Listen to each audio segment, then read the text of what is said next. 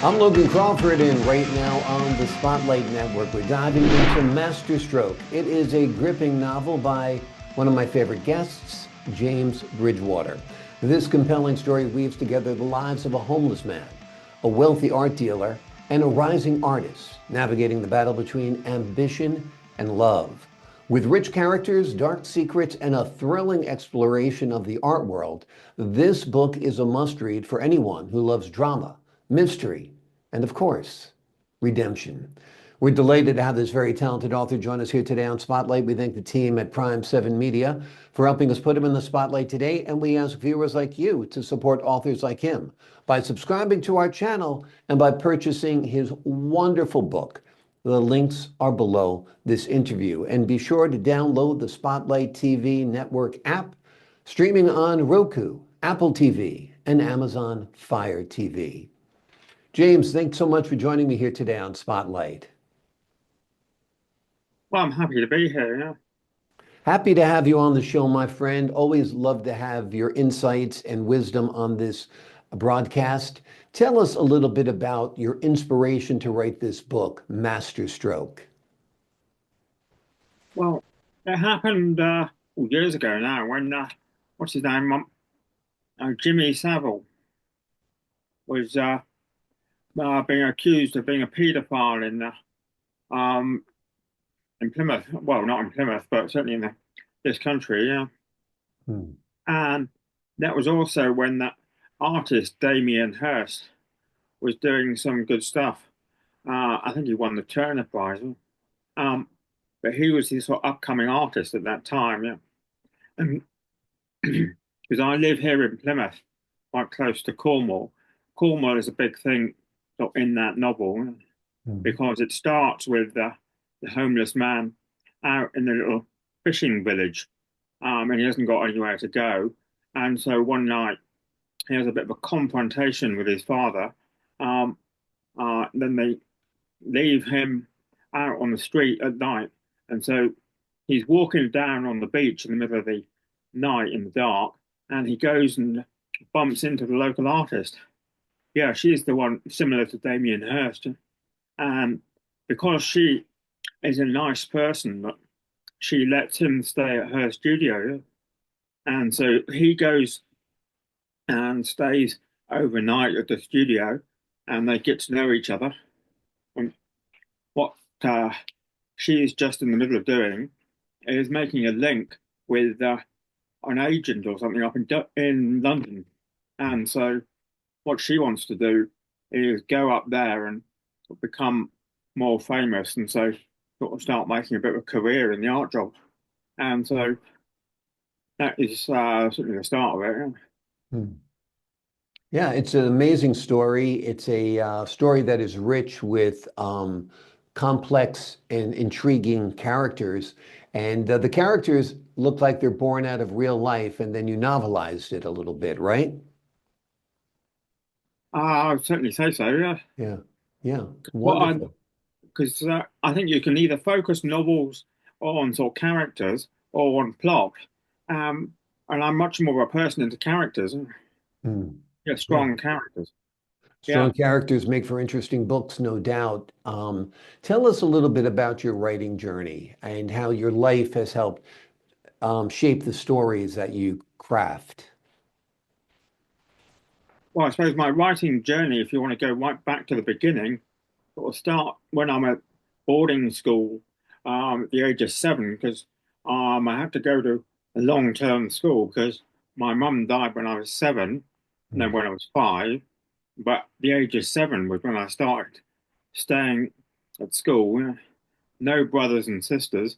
And so what I would do at the weekends was go to the library in the school, uh, do a lot of reading and get more familiar with good sort of novels and stuff, um, and sit in there or one of the classrooms, um, and just do some sort of writing to myself and do short poems to start with and short stories. And then when I went to my second school, the sort of main education, when we moved to Plymouth, um, I was boarding some of the time there.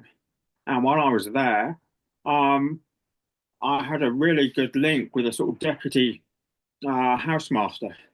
He Hmm. was a really good English teacher. Yeah, Yeah, and he wonderful. went. Um, I say wonderful. We all need our great mentors, and he sounds like he was a great mentor. well, he went on to become the sort of headmaster of that school. He ran the school. Yeah, Mr. Gatherer. Amazing, amazing. Talk to us a little bit about one of your characters, Jake, and his struggles with homelessness and addiction. Okay. Well, he had a bit of a. He sort of didn't get on very well with his father, and so his father kicked him out, um, and so he didn't have anywhere to live or stay, and so he was, well, out on the beach, and that was okay in the summer because nice weather and stuff, or a tent or something. But when the weather got colder, he sort of became suffering from it, and that was what drove him to alcohol Hmm. because he needed a way to overcome the pain and stuff while he was out on the, well, I would say street, but in the uh, fishing village, they're hardly streets, they're sort of little back alleys and that. Hmm. Um, so he was there using the alcohol to overcome his pain and suffering out on the streets, and that was when he became associated with the local artist. Hmm. Amazing. Yeah. It is amazing. He's a very real character. He's a very relatable character. And I think he's part of what makes this novel so strong. It's the juxtaposition of struggling and wealth and different settings as well. Tell us a little bit about your plans for writing. Do you have any more books in mind? I've got a few things in mind. Um, Something that's, well, to do with fiction, but to do with it. One thing I want to do is focus on the 12 characters or 12 creatures in the Chinese horoscopes. Mm. Because according to the Chinese horoscope, I'm born in the year of the rat. Yeah. I have had pet rats in the past. Yeah. Mm. I, I do like pets and animals and stuff. I've got a cat keeping me company these days. Um, and what another thing I'm going to do is collect all my short stories and poems and sort of make an anthology because I've got things in all sorts of genres, uh, all sorts of poems about all sorts of things. And one thing I do on a two-weekly basis is a writing group in a private library here in Plymouth. Mm. And I'll probably use the stuff from there, collect it all together, and that will make a very good anthology. And another thing I was thinking about was doing a couple of short story. Well, I would say short stories, but not exactly short, but more like novellas. Um, I had one thing in mind when I was looking at the sort of how people didn't enjoy Christmas over here. I don't know what it was like over here, over in the States, but here in Plymouth, in the UK, a lot of cold weather and a lot of financial issues and stuff.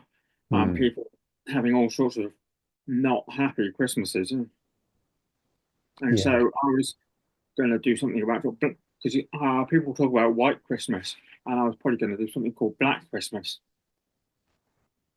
Yeah, that sounds like a very interesting angle as well. And Christmas has been tough here in the States and abroad because the finances have been very tough on a lot of people. So we're hoping that changes now with the new administration here in the States, and hopefully there's a ripple effect in the world as well.